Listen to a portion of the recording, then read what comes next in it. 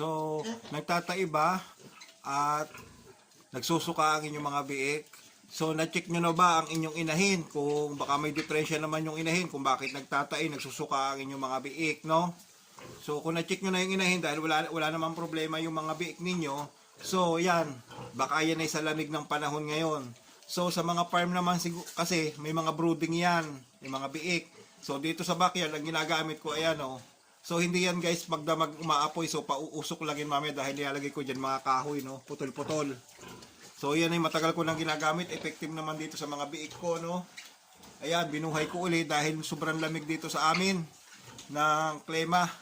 Sa tanghali, mainit. Tapos sa ngayong gabi pa lang, alas 7 pa lang ngayon.